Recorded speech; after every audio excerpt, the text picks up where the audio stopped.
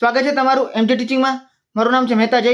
આજના આ વિડીયોમાં હું તમને ધોરણ 10 સામાજિક વિજ્ઞાનનું ચેપ્ટર નંબર 10 ભારતની કૃષિ આ ફૂલ ચેપ્ટરને એકદમ ડિટેલમાં સમજાવીશ. દરેક વિડીયોની જેમ આ વિડીયોમાં પણ હું તમને આ ચેપ્ટરના ખૂબ જ મોસ્ટ ટાઈપી પોઈન્ટ આપવાનો છું. એક્ઝામ સમયે જો તમારે સ્પીડમાં રિવિઝન કરવું હોય તો આ પોઈન્ટ તમારા માટે ખૂબ જ યુઝફુલ રહેશે અને મારી ગેરંટી છે કે તમે આ બધા પોઈન્ટ વાંચી લેશો એટલે તમે આરામથી આ ચેપ્ટરના કોઈ પણ ક્વેશ્ચન આન્સર આપી શકશો. એ પછી 1 અને 2 માર્ક વાળા નાના પ્રશ્નો હોય કે પછી 3 અને 4 માર્ક વાળા મોટા પ્રશ્નો હોય, તમને દરેક પ્રશ્નના જવાબ આવડતા હશે. ફક્ત તમારે આ બધા પોઈન્ટ એકવાર ધ્યાનથી જોવાના છે અને વાંચવાના છે. મારો એવો જ પ્રયત્ન રહેશે કે વિડીયો પૂરો થાય ત્યાં સુધીમાં તમને મોટા ભાગના પોઈન્ટ યાદ રહી જાય. એટલે વિડીયોને છેલ્લે સુધી અને ધ્યાનથી જોજો, બરાબર છે. અને હું તમને વિડીયોના એન્ડમાં આ ચેપ્ટરમાં પાછલા 4 વર્ષમાં પૂછાયેલા બોર્ડની એક્ઝામના ક્વેશ્ચન આન્સર કરાવીશ. એટલે તમને ખબર પડે કે બોર્ડની એક્ઝામમાં કેવા પ્રકારના પ્રશ્ન પૂછાય છે અને તમારે કેવી રીતના તૈયારી કરવી જોઈએ.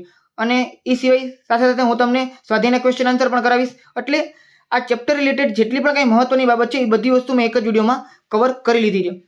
અને જો તમને ખ્યાલ ના હોય તો મેં ઓલરેડી ચેપ્ટર 1 થી લઈને 9 સુધીના વિડીયોઝ બનાવેલા છે અને એ સિવાયના પાછલા ચેપ્ટરના વિડીયોઝ પણ બનાવેલા છે. 11મું 15મું એ બધા ચેપ્ટર્સના વિડીયો ઓલરેડી બની ગયા છે. જો તમે ના જોયા હોય તો ચેનલ ઉપર જઈને જોઈ શકો છો, અથવા તો એનું એક પ્લેલિસ્ટ બનાવેલું છે, એની લિંક તમને નીચે ડિસ્ક્રિપ્શનમાં મળી જશે, બરાબર છે. ત્યાંથી તમે જઈને બધા વિડીયોઝ જોઈ શકો છો.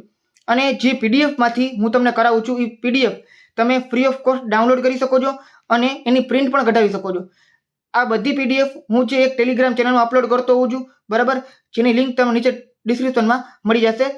એના પર ક્લિક કરશો એટલે તમે ટેલિગ્રામ ચેનલમાં જઈ શકશો, બરાબર. અહીંયાથી તમે પીડીએફ ડાઉનલોડ કરી શકો છો અને પ્રિન્ટ કઢાવી શકો છો. ક્લિયર છે. અને ચેનલ પણ જોઈન કરી નાખજો એટલે તમને આ બધી પીડીએફ જ્યારે હું અપલોડ કરું ત્યારે તમને મળતી રહે. તો શરૂ કરીએ આપણે ચેપ્ટર નંબર 10 ભારતની કૃષિ. હવે કૃષિ એટલે ખેતીદાય. જે લોકોને આ શબ્દ ખ્યાલ ના હોય તો એને કહી દો, બરાબર. આમ તો તમે આ શબ્દથી પરિચિત હશો જ, બરાબર છે. કૃષિ એટલે ખેતી. તો આ ચેપ્ટરમાં આપણે જે ખેતી રિલેટેડ જેટલી પણ કંઈ મહત્વની બાબત છે એ સમજવાની છે કે ખેતીના પ્રકારો કયા છે, બરાબર. પછી ભારત આટલો મોટો દેશ છે તો આપણા કયા ભાગની અંદર કેવા પ્રકારની ખેતી થઈ છે, કયા કયા પ્રકારના પાક ઉગે છે, એ બધા પાક વિશે સમજવાનું છે.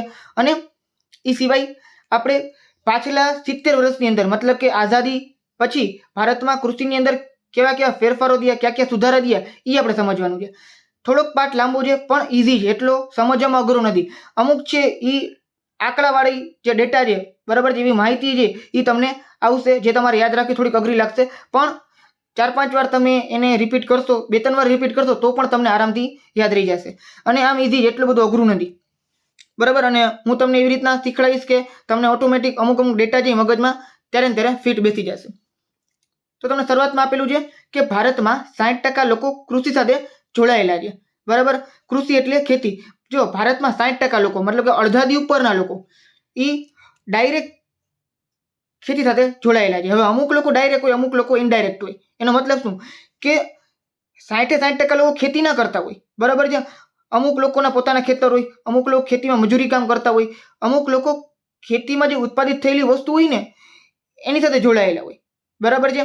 જેમ કે કપાસ છે તો કપાસમાંથી દોરા બનાવવા તો એ એક કૃષિ સાથે સંકળાયેલું કામ છે, બરાબર છે.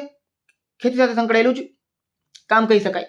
પછી આગળ આપણે વાત કરીએ, કુલ રાષ્ટ્રીય ઉત્પાદનમાં કૃષિ લગભગ 22% ભાગ ભજવે છે. શું કીધું છે કે કુલ રાષ્ટ્રીય ઉત્પાદનમાં ભારતમાં દર વર્ષે જેટલું ઉત્પાદન થાય છે, જેટલા ટન, જેટલી બધી વસ્તુ આવી જાય, બરાબર ને, તો એની અંદર 100% ઉત્પાદનમાંથી 22% ફક્ત કૃષિ સાથે સંકળાયેલું છે. તો એ ઘણો મોટો ભાગ કહેવાય, બરાબર છે. અને કુલ રાષ્ટ્રીય નિકાસમાં મતલબ કે ભારત દેશમાંથી બહાર જે માલ સામાન મોકલે એને નિકાસ કહેવાય, બરાબર. બીજા દેશમાંથી આપણે ભારતમાં માલ મંગાવીએ એને આયાત કહેવાય, બરાબર છે. તો ભારત જેટલી નિકાસ કરે છે, બીજા દેશમાં લોકોને માલ મોકલે છે, બરાબર છે, એમાંથી 18% જે એ ખેતીના પાકો અથવા તો ખેતીની પેદાશો છે. તો એ પણ ઘણો મોટો જે આંકડો કહેવાય, બરાબર છે. એટલે કે ભારતમાં ઘણું બધું જે નિર્ભરતા જે કૃષિ સાથે સંકળાયેલી છે, બરાબર. તો એક 22 છે, એક 18 છે. કુલ ઉત્પાદનમાં 22, એમાં 4 ઘટાડો તો 18. એ શું છે? કુલ નિકાસની ટકાવારી, એમાં ખેતીનો ભાગ. હવે આપણે આગળ તમને આપેલું છે કૃષિના પ્રકારો. ખૂબ જ મોસ્ટ ટાઈમ ક્વેશ્ચન છે, બરાબર. અલગ અલગ 6 પ્રકાર કૃષિના તમને આપેલા છે. ઇઝી છે, કે અઘરા નથી, યાદ રહી જાય એવા છે, બરાબર છે. એમાં તમને અલગ અલગ 6 પ્રકાર નામ આપેલા છે. જીવન નિર્વાહ ખેતી નામ ઉપરથી તમને ખબર પડી જ જશે હમણાં, બરાબર. સૂકી ખેતી, આદ્ર ખેતી એકબીજાના વિરોધી છે.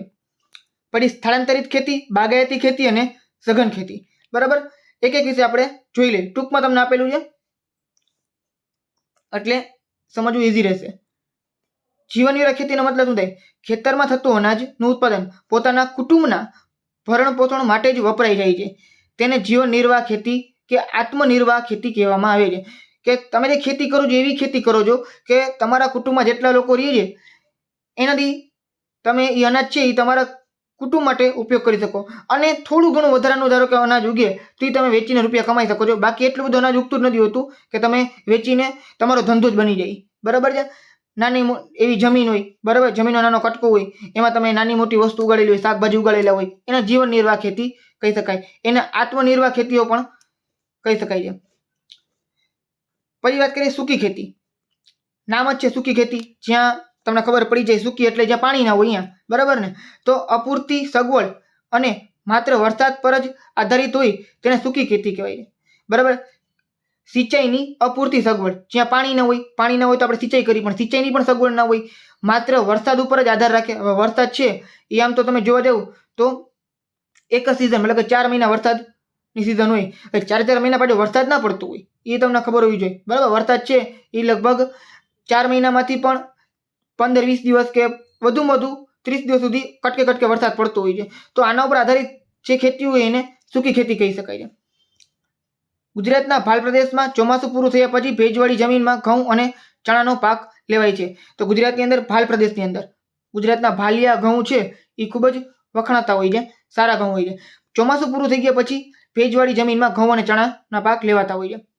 આદ્ર ખેતી છે એ સૂકી ખેતી કરતા ઊંધું છે, બરાબર છે. મેં તમને કીધું એ પ્રમાણે બે એકબીજાના વિરોધી છે. જ્યાં વરસાદ વધુ પડતો હોય, જ્યાં સિંચાઈની સગવડ બહુ સારી હોય, એવી જે ભીની ખેતી હોય એને આદ્ર ખેતી કહેવામાં આવે છે. એમાં ડાંગર, શેરડી, કપાસ, ઘઉં, શાકભાજી વગેરેની ખેતી થાય છે. હવે જો આ બધા પાક શું કામ? કારણ કે શેરડી છે, પછી ડાંગર છે, આ બધું ઉગાડવા માટે બહુ વધારે પાણીની જરૂર પડે. ડાંગર છે એટલે ચોખા, ડાંગરને શું કહેવાય? ચોખા. તો ચોખાની ખેતી છે, બરાબર. એમાં ખેતર લગભગ આટલા પાણીથી ડૂબી ગયા હોય, એની અંદર ઉગાડવાના હોય જે ચોખાના જે રોપવા હોય એની અંદર, તો વધારે પાણીની જરૂર પડે. શેરડીમાં વધારે પાણીની જરૂર પડે, કપાસની પાણીની જરૂર પડે, બરાબર છે. એટલે આ બધા આદ્ર ખેતીની અંદર કરવામાં આવતા હોય છે. પછી વાત કરીએ સ્થળાંતરિત અથવા ઝૂમ ખેતી. આદિવાસી લોકો જે હોય ને, બરાબર છે, એ આ પ્રકારની ખેતી કરતા હોય છે. કારણ કે એ લોકો જંગલમાં રહેતા હોય જનરલી. ના ખેતી જંગલમાં જ થાય. જંગલમાં થાય કેવી રીતના? તો જંગલ હોય ને એમાં કોઈ પણ એક કટકો કાપી નાખે, આખું સાફ કરી નાખે, બરાબર છે, ઝાડ કાપી નાખે, અને આખા ઝાડ કાપ્યા પછી એનું લાકડું ઉપયોગ કરી લે, વેચી નાખે, એવું કરે. અને જમીનના અમુક જે મૂળ હોય, બરાબર છે, ઉપરનું જે લાકડું વધ્યું હોય ને એ લોકો એને સળગાવી નાખે એટલે આખી જમીન થઈ જાય સાફ. અને જેની રાખ વહી હોય ને એ રાખ જમીનમાં ભળી જાય એટલે જમીન થોડીક ફળદ્રુપ થઈ જાય, બરાબર છે. પછી એની અંદર ખેતી કરે, 2-3 વર્ષ ખેતી કરે, જમીનમાંથી ઘણી બધી વસ્તુ શોષાઈ જાય, જે અંદર બધા મિનરલ્સ હોય, બરાબર છે, જે તત્વો હોય, ખનિજ તત્વો, એ કાંઈ વારંવાર તો ઉપયોગ થઈ નથી શકવાના, ખાતર એ લોકો નાખવાના નથી, બરાબર છે. એટલે શું થાય? આખી જમીન છે એમાંથી પોષક તત્વો શોષાઈ જાય. 2-3 વર્ષ પછી અહીંયા એ લોકો બીજો પાક વાવી દે, ઝાડ કે એવું કંઈક વાવી દે, કારણ કે ફરીથી ઉપયોગ થઈ શકે એટલા માટે. અને પછી જંગલના કોઈ પણ બીજા ભાગમાં વયા જાય, અહીંયા ઝાડ કાપીને ફરીથી એની પ્રોસેસ ચાલુ કરે. તો આને સ્થળાંતરિત ખેતી કહેવાય, કારણ કે આ સ્થળાંતરિત થયા રાખે છે. દર 2-3 વર્ષે 4 વર્ષે આ ખેતીની જગ્યા બદલતી રહે છે, ખેતરની જગ્યા. એટલે આને ઝૂમ ખેતી અથવા સ્થળાંતરિત ખેતી કહેવામાં આવે છે.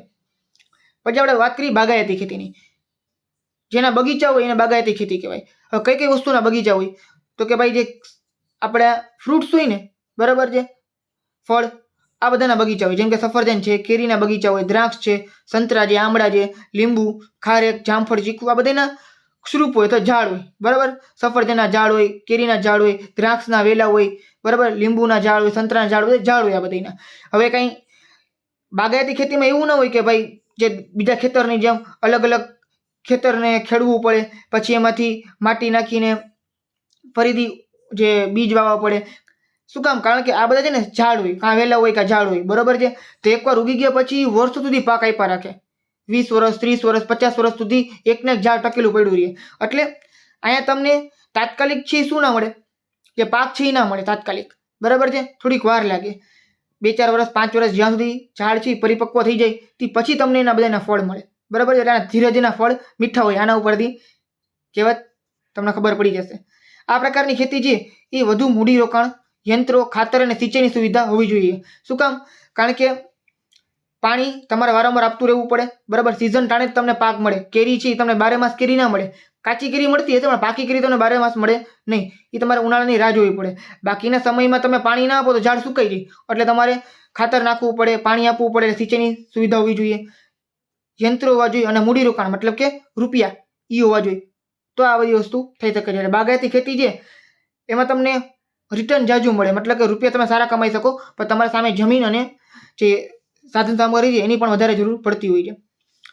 સઘન ખેતી છે એની વાત કરીએ આપણે તો જ્યાં સિંચાઈની સુવિધા વધી છે, મતલબ કે વધારે થઈ છે એમ, ત્યાં રાસાયણિક ખાતરો, યંત્રો દ્વારા વધુ ઉપયોગથી ખેતીમાં યાંત્રિકીકરણ આવી ગયું છે. આ પ્રકારે થતી ખેતીને સઘન ખેતી કહેવામાં આવે છે. મતલબ કે શું કીધું છે કે રાસાયણિક ખાતરોનો વધારે ઉપયોગ થતો હોય, બરાબર છે, પછી યંત્રનો સારો ઉપયોગ થતો હોય, તો આધુનિક જ્યાં થઈ ગયું હોય એ ખેતીને સઘન ખેતી કહેવામાં આવતું હોય છે. સઘન ખેતીમાં રોકડિયા પાકોનું વાવેતર વધારે થાય છે. સઘન ખેતીને વ્યાપારી ખેતી પણ કહે છે. સઘન ખેતીને કઈ ખેતી કહેવાય છે? વ્યાપારી ખેતી. MCQમાં તમને પૂછાઈ શકે છે, યાદ રાખજો. ત્યાં રોકડિયા પાકોનું ઉત્પાદન વધુ થાય. રોકડિયા પાક એટલે એના વિશે આપણે આગળ ભણવાના છીએ, બરાબર છે. અલગ અલગ રોકડિયા પાક જેમ કે કપાસ છે, તમાકુ છે, આ બધા રોકડિયા પાક હોય જેને વેચીને તમે ડાયરેક્ટ રોકડા રૂપિયા લઈ શકો. પછી આગળ આપણે વાત કરીએ કૃષિની પદ્ધતિ. હવે અલગ અલગ પ્રકારની કૃષિની પદ્ધતિઓ હોય, બરાબર છે. ત્રણ પદ્ધતિ આપેલી છે: સજીવ ખેતી, ટકાઉ ખેતી અને મિશ્ર ખેતી. સજીવ ખેતીનો મતલબ શું થાય? સજીવ ખેતીનો મતલબ થાય ઓર્ગેનિક ખેતી, બરાબર. તમે ઘણી જગ્યાએ સાંભળેલું હોય, તમે જ્યારે ઉનાળામાં કેરી લેવા જાવ તો કહેતા હોય કે ઓર્ગેનિક કેરી છે કે નહીં. ઓર્ગેનિક કેરીનો મતલબ શું થાય કે ઓર્ગેનિક રીતે એને ઉગાડેલી હોય, બરાબર છે.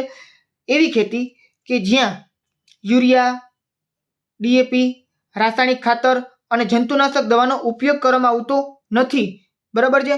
જનરલી બધા ખેતરની અંદર જંતુનાશક દવા, રાસાયણિક ખાતર નાખતા હોય. દવા શું કામ નાખે? કારણ કે જીવડા ના પડે એટલા માટે, બરાબર છે. ખાતર શું કામ નાખે? રાસાયણિક ખાતર કે સ્પીડમાં છે છોડ જે બધા ફટાફટ ઉગી જાય એટલા માટે. પણ એવી ખેતી કે જ્યાં આ બધી વસ્તુનો ઉપયોગ કરવામાં નથી આવતો, અહીંયા કુદરતી ખાતરનો ઉપયોગ કરવામાં આવે, જેમ કે છાણિયું ખાતર છે, પછી અળસિયાનું ખાતર છે.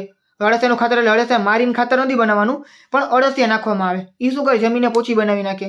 પછી કમ્પોસ્ટ ખાતર છે, એ કુદરતી રીતે બનાવેલું ખાતર છે, આનો ઉપયોગ કરવામાં આવે. અને જંતુનાશક માટે છે તો જંતુનાશક જે લીમડાના પાન છે, આ બધા જે કુદરતી ઉપચારો હોય છે એનો ઉપયોગ કરવામાં આવતો હોય છે. તો આવી ખેતીને સજીવ ખેતી કહે છે. આ ખેતી એક રીતે જોવા જઈએ ને તો બહુ જ સારી. પહેલા આવી જ ખેતી થતી હતી, બરાબર છે. અત્યારના આવી ખેતી બહુ ઓછી જોવા મળે છે, પણ ઘણા લોકો પોતાના માટે, પોતાને સારું ખાવું હોય એટલા માટે અમુક જગ્યાએ ખેતરના અમુક ભાગમાં આવી ખેતી કરતા હોય છે, જ્યાં એ લોકો કાંઈ નાખે ને આ બધી વસ્તુ. કારણ કે તમે ગમે એ કરો, રાસાયણિક ખાતર અને જંતુનાશક દવાથી આપણા શરીર માટે ખૂબ જ હાનિકારક છે, બરાબર છે. એ આપણું આયુષ્ય ઘટાડી નાખે છે અને શરીરમાં અલગ અલગ પ્રકારના જે રોગ છે એ થઈ શકે છે. અને એવું સાયન્ટિફિકલી પ્રૂવ છે, એવું પ્રોબ્લેમ થાય જ છે, બરાબર છે. એટલે આ બધા ખાતર જે ખરાબ હોય છે, પણ થાય છે એવું કે અત્યારના માણસોની સંખ્યા એટલી બધી છે, સામે માંગ એટલી બધી છે, એટલા માટે વધારે ઉત્પાદન કરવા માટે આપણે આ બધા વસ્તુનો ઉપયોગ કરવો પડે છે. પણ ઘણા લોકો આ પ્રકારની સજીવ ખેતી કરતા હોય છે, બરાબર છે. અને આની જે વસ્તુ હોય છે બજારમાં બાકી બધી વસ્તુઓ કરતાં વધારે મોંઘી વેચાતી હોય છે, કારણ કે એનું ઉત્પાદન બહુ ઓછું હોય એટલા માટે. ક્લિયર છે. પણ આના જે ફળ હોય એ સારા હોય છે શરીર માટે. પછી વાત કરીએ ટકાઉ ખેતી. ટકાઉ ખેતીમાં શું હોય કે ખેતીમાં જમીનની ફળદ્રુપતા લાંબા સમય સુધી ટકી રહે તે માટે પાકની ફેરબદલી, રાસાયણિક ખાતરનો જરૂરિયાત પૂરતો ઉપયોગ, કીટક અને નીંદણ માટે જંતુનાશક દવાને બદલે જૈવિક નિયંત્રણ, તેને ટકાઉ ખેતી કહે છે. ટકાઉ ખેતી લાંબા ગાળા સુધી જમીનની ગુણવત્તા ટકાવી રાખવા માટે. હવે મેં તમને કીધું એ પ્રમાણે તમે જંતુનાશક દવા છે, રાસાયણિક ખાતર છે, આવી બધી વસ્તુનો વારંવાર ઉપયોગ કરો ને તો જમીન ખાવ ખરાબ થઈ જાય, બરાબર છે. પછી જમીનમાં પછી લાંબા ગાળા સુધી તમે પાક લઈ ના શકો, પછી કંઈ ઉગે જ નહીં, અને ઉગે ને તો એ થોડું ઘણું ઉગે, મતલબ કે ઉગવા ખાતર ઉગે. તમે જ્યાં વધારે લાંબા પાક લઈ શકો નહીં. લાંબા પાકનો મતલબ કે ઘણી ક્વોન્ટિટીમાં તમને ઘણી બધી વસ્તુમાંથી ના મળે, બરાબર છે. બાજુના ખેતરમાં બની શકે કે ઝાડ છે ખૂબ જ ઊંચું થઈ ગયું, છોડ છે ફટાફટ ઉગી ગયો, ઘણું બધું કપાસ ઉગ્યું, ઘણા બધા ફળ ઉગ્યા. તમારી ખેતીમાં, તમારા ખેતરમાં ના ઉગે એવું, કારણ કે તમારા ખેતરમાં આ બધી વસ્તુનો વધારે ઉપયોગ થયો હોય. તો આવું ન કરવા માટે તમે શું કરો છો? તમે કરો છો પાકની ફેરબદલી, મતલબ અલગ અલગ પ્રકારના પાક ઉગાડો છો. પછી રાસાયણિક ખાતરનો ઉપયોગ કરો છો, બરાબર છે. એટલે ઉપયોગ કરો છો પણ નહીવત કરો છો, ઓછો કરો, જરૂરિયાત પૂરતો જ ઉપયોગ કરો છો. કીટનાશક અને નીંદણનાશક માટે જંતુનાશક દવાને બદલે જૈવિક નિયંત્રણ, જંતુનાશક દવા નથી નાખતા પણ જૈવિક રીતે નિયંત્રણ કરો છો. અલગ અલગ પદ્ધતિ આવે છે, અત્યારે તમને અહીંયા આપેલી નથી, બરાબર છે. પણ તમે 11-12 ધોરણમાં જો તમે આર્ટ્સ લેશો તો તમને આ બધી વસ્તુ શીખવામાં આવશે. બાકી તમારે સર્ચ કરો, તમે યુટ્યુબમાં, ઓનલાઈન, ગૂગલની અંદર સર્ચ કરી શકો છો કે જૈવિક નિયંત્રણ કેવી રીતના કરવું જોઈએ. આ નિંદણ છે એ કાઢવા માટે. નિંદણ એટલે કે તમને નિંદણ ના ખ્યાલ હોય તો તમે સમજાવી દઉં કે જે પાક ઉગ્યું હોય ને એની બાજુમાં અમુક ઘાસ ઉગેલું હોય, એ વગર મફતનું હોય, બરાબર છે. એ નિંદણ કહેવાય, એને ઇંગ્લિશમાં વીડ કહેવાય, બરાબર છે. વીડ એ તકલીફ શું કરે કે આપણે એમ થાય કે ભાઈ ઘાસ ઉગે શું પ્રોબ્લેમ છે આપણે, પણ એ સમજો તમે પાક ઉગાડ્યો છે, બરાબર છે. તમે જે ખાતર નાખો છો, પાણી નાખો છો, કોના માટે નાખો છો? પાક માટે નાખો છો, ઘાસ માટે નથી નાખતા. અને ઘાસ ઉગી જાય છે તો થાય છે શું કે એ જે ઘાસ છે ને એ પોતાને ગ્રો કરવા માટે, ઉગવા માટે બાકી બધી વસ્તુ તમારા નાખેલા ખાતર અને પાણીમાંથી શોષી લે છે. એટલે તમારા પાકને કંઈ જે વસ્તુ મળી છે એટલી વસ્તુ મળતી નથી, ઓછી મળે છે. તો નિંદણ જે બહુ ખરાબ કહેવાય, એને કાઢી નાખવું પડે. એ વારંવાર ઉગી જતું હોય એને કાઢતું રહેવું પડે. તો આનો ઉપયોગ આપણે જૈવિક નિયંત્રણ કરી શકો છો. આને કહેવાય ટકાઉ ખેતી.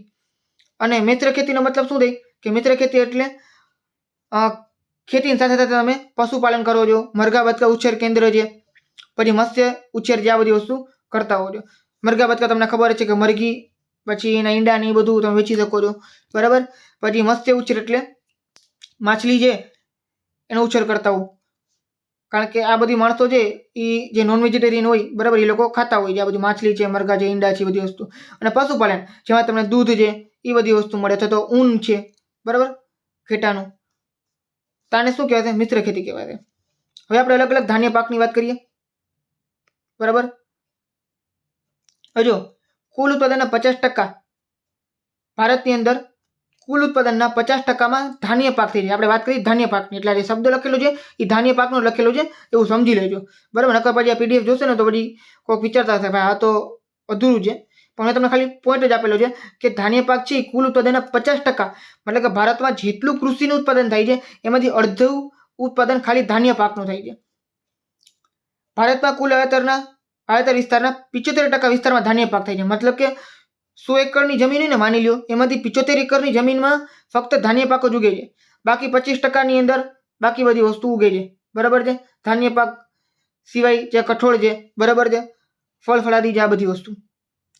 હવે એમાં સૌથી પહેલો મહત્વનો ધાન્ય પાક છે ડાંગર. ડાંગર એટલે ચોખા, ખૂબ જ મહત્વનો છે.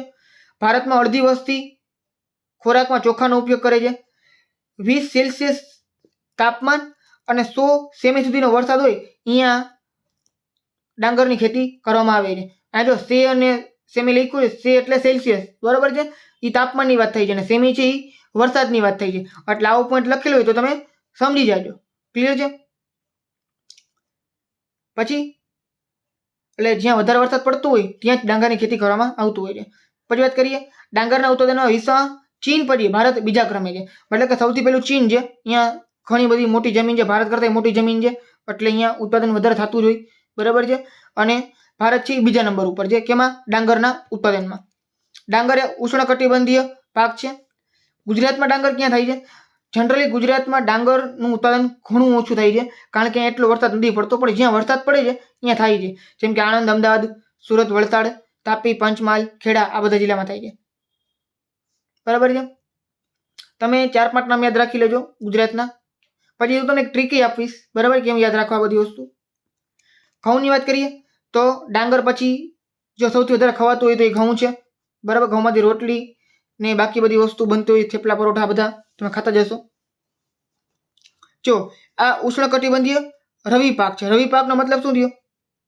રવિ પાકનો મતલબ શિયાળુ પાક છે, બરાબર છે. તમને ચોપડીમાં કોષ્ટક આપેલું છે ખરીફ પાક, રવિ પાક અને જાયદ પાકનું, બરાબર છે. અને તેલીબિયા ક્યાં કહેવાય, ધાન્ય ક્યાં કહેવાય, કઠોળ ક્યાં કહેવાય, તમને આપેલું છે. મારા ખ્યાલ પ્રમાણે તમને બધી વસ્તુ આવડવી જોઈએ, બરાબર. ના આવડતી હોય તો એકવાર ખાલી કોષ્ટક વાંચી લેજો. અહીંયા તમને કોષ્ટક નથી આપેલું કારણ કે એટલું બધું મહત્વનું નથી, એટલા માટે અહીંયા તમને જેટલી વસ્તુ મહત્વની છે એ જ આપેલી છે, બરાબર છે. અને આટલું વાંચતો તો ઇનફ છે, એવું નથી કંઈ કાપી નાખ્યું છે, બરાબર છે. કાંઈ કાપ્યું નથી. તમને જે એક્ઝામમાંથી પૂછાય છે એ બધી વસ્તુ અહીંયા મેં કવર કરેલી જ છે. હવે જો ભારતમાં 1/3 ખેત ભૂમિ પર ઘઉંની ખેતી કરવામાં આવે છે. મતલબ કે મેં તમને વાત કરી એ પ્રમાણે કુલ ખેતીનો જે ભાગ છે એમાંથી 33% જમીન, 1/3 એટલે 33% થાય, 1/3 એટલે ત્રીજા જ ભાગની જમીન હોય. આપણે ધારો કે તમારી પાસે જમીન છે એને 3 કટકા કરી તો 3માંથી 1 ભાગ તો આખો ઘઉંના ઉત્પાદનમાં જ વયો જાય છે. મતલબ કે ભારતની અંદર ઘણી બધી જગ્યાએ 33% જમીનમાં ઘઉંનું ઉત્પાદન થાય છે. હરિયાળી ક્રાંતિ પછી ઘઉંનું ઉત્પાદન લગભગ બમણું થઈ ગયું છે. ભારતમાં હરિયાળી ક્રાંતિ થઈ જેની અંદર આપણે સિંચાઈની સગવડ, ખાતરોની જે સગવડ, અલગ અલગ મશીનરીની સગવડ એ વધી ગઈ છે. બરાબર. ત્યાર પછી હરિયાળી ક્રાંતિ પછી ભારતમાં ઘઉંનું ઉત્પાદન બમણું મતલબ કે ડબલ થઈ ગયું છે. પંજાબમાં નહેરોના પાણીને લીધે ઘઉંનો વધારે પાક છે, તેથી પંજાબને ઘઉંનો કોઠાર કહેવાય છે. પંજાબને ઘઉંનો કોઠાર શું કામ કહેવાય છે? કારણ કે આ નહેરોના પાણી લીધે ઘણું બધું ઘઉંનું ઉત્પાદન થાય છે અને સૌથી વધારે ઘઉં અહીંયા ઉગે છે. બરાબર છે. ગુજરાતમાં ભાલ વિસ્તારની અંદર ભાલિયા ઘઉં થાય છે. બરાબર. ગુજરાતમાં મહેસાણા, રાજકોટ, જુનાગઢ, ખેડા, બરાબર, એ જગ્યાએ ઘઉં થતા હોય છે અને ઘઉં છે અનાજનો રાજા છે. એ તો સિમ્પલ છે, તમને આવડતું હોય. બરાબર. જુવાર અને બાજરી આ બેની વાત કરીએ આપણે. બરાબર છે. તો જુવાર છે એ ખરીફ પાક છે. ખરીફ એટલે ચોમાસું. બરાબર છે. રવિ પાક એટલે શિયાળુ પાક, જાયદ પાક, બરાબર છે, અને રવિ પાક, ખરીફ પાક. તો જુવાર એ ખરીફ પાક છે, ખરીફ અને રવિ પાક છે. મતલબ કે ચોમાસું શિયાળુ પાક છે. 25 થી 30 સેલ્સિયસ જેટલું તાપમાન હોય, 50 સેમી જેટલો વરસાદ હોય તો ત્યાં પાક ઉગે છે. ગુજરાતમાં જુવારનું સૌથી વધુ ઉત્પાદન સુરત અને તાપી જિલ્લામાં થાય છે. ગુજરાતના નામ યાદ રાખજો. જુવાર, તાપી અને સુરત જિલ્લામાં વધારે થાય છે. જુવારનો ઉપયોગ પશુના ચારા તરીકે ઉપયોગ કરવામાં આવતો હોય છે. બરાબર છે. જુવારના છે એ ઘણી બધી જગ્યાએ જુવાર છે એટલે ઝાડ, આમ તો આપણે કબૂતરને નાખતા હોઈએ છીએ, પછી પશુના ચારા તરીકે એના જે ડોડવા હોય એ બધી વસ્તુનો ઉપયોગ થતો હોય છે. બાજરી છે, બાજરી એટલે બાજરું, જેને આપણે રોટલા ખાતા હોઈએ. બરાબર છે. આમાં સેમ જ છે. 25-30 જેટલું તાપમાન, 50 સેન્ટીમીટર જેટલો વરસાદ. બરાબર છે. ગુજરાતમાં બાજરીના વાવેતરમાં બનાસકાંઠા જિલ્લો જે પ્રથમ ક્રમે છે. હવે જેમાં તમને લખેલું હોય ને પ્રથમ ક્રમે છે, બીજા ક્રમે છે, આવું તમે સ્પેશિયલ યાદ રાખજો. બાકી બધી વસ્તુ એટલી યાદ ના રાખો તો ચાલશે. બરાબર છે. બાકી તમને ઘણા બધા જિલ્લા આપ્યા હોય, તમે 2-3 જિલ્લાના નામ લખી નાખો તો ચાલે. બરાબર. કારણ કે અમુક વસ્તુ એવી હોય કે જેને તમને આપેલી ના હોય ખરા. બરાબર છે. જેમ કે તમે 3-4 જિલ્લાના નામ આપ્યા છે. હવે આટલા જિલ્લામાં ઘઉં ઉગે જરૂરી નથી. બીજા અમુક જિલ્લા હોય કે જ્યાં ઉગતું હોય, જેમ કે જામનગર જિલ્લો છે, બરાબર છે, પોરબંદર છે, દ્વારકા છે. આ જિલ્લામાં ક્યાંક ને ક્યાંક બની શકે ઘઉં કોક ઉગાડતું હોય. બરાબર. સારી જમીન હોય તો તેની એવી રીતના થઈ શકે છે. એટલે એવું જરૂરી નથી કે તમે જે જિલ્લા આપ્યા છે એ જ બેઠા જિલ્લા લખો. 2-3 યાદ રાખવાની કોશિશ કરો તો ચાલે છે. બરાબર. પણ જે પ્રથમ ક્રમે જે યાદ રાખવું પડશે તમારે, બાજરી છે તો બનાસકાંઠા યાદ રાખવાનું. બાજરી બનાસકાંઠા, બાજરી બનાસકાંઠા. તો બાજરીના ઉત્પાદનમાં ગુજરાતની અંદર બનાસકાંઠા જિલ્લો ખૂબ મોખરે છે.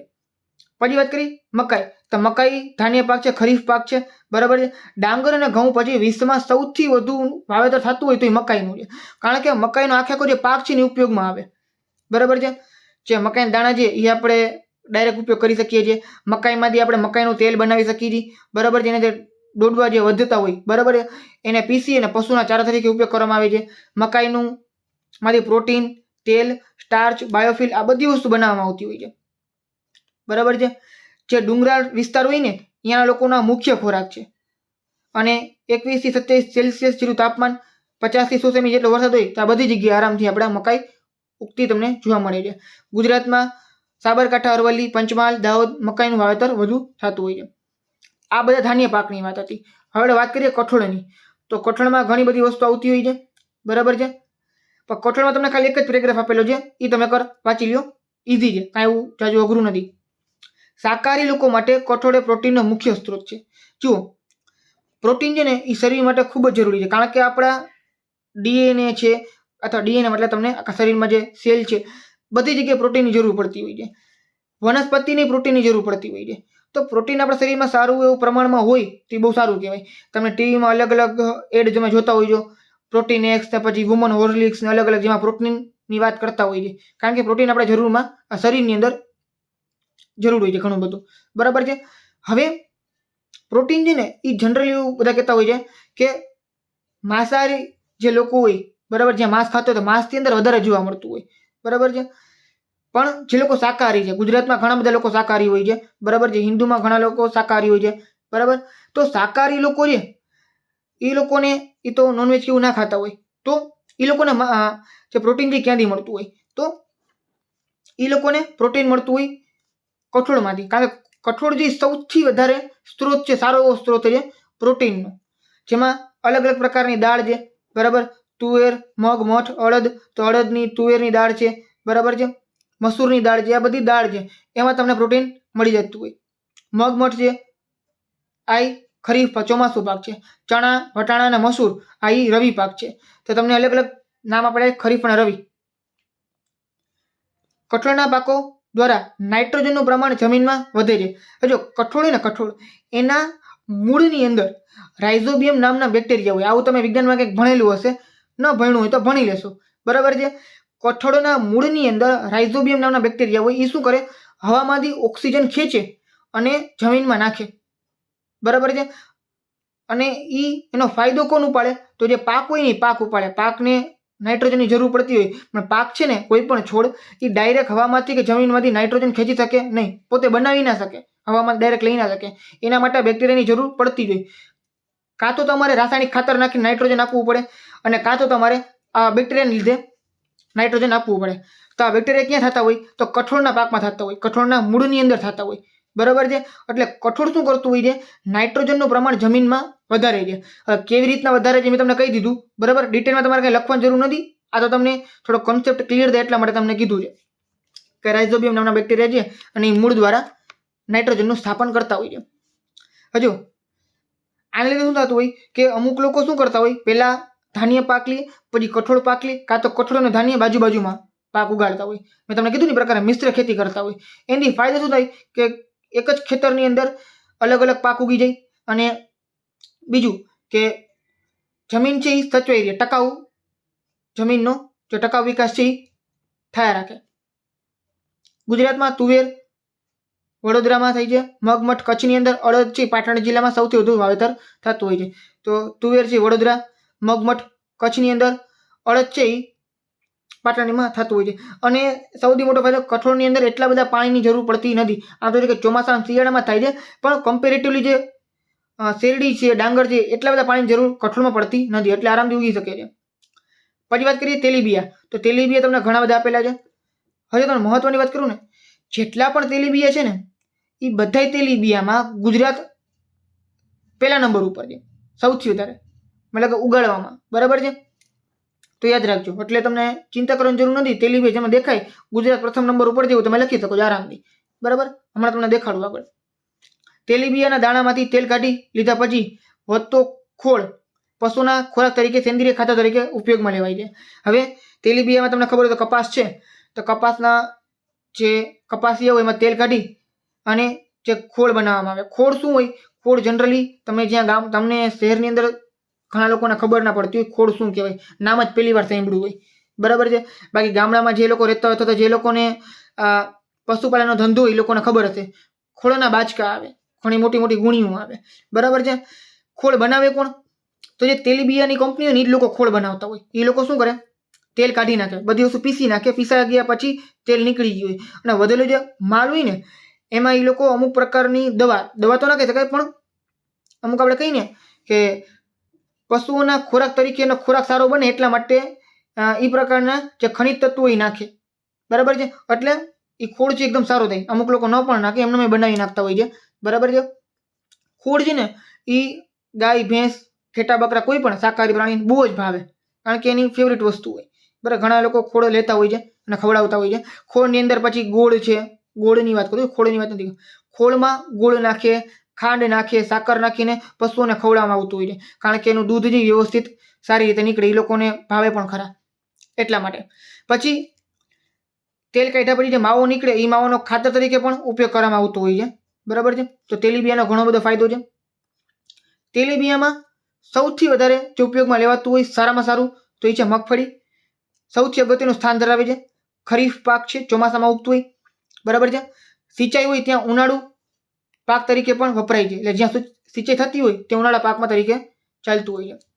20-25 સેલ્સિયસ તાપમાન હોય, મતલબ નોર્મલ ટેમ્પરેચર હોય, અને 50 થી 70 જેટલું સેમી જેટલો વરસાદ હોય તો અહીંયા ઉગે છે. મતલબ કે બહુ વધારે વરસાદ છે અહીંયા મગફળી ના ઉગે, નોર્મલ વરસાદ હોય તો અહીંયા હોય છે, ઉગતું હોય છે.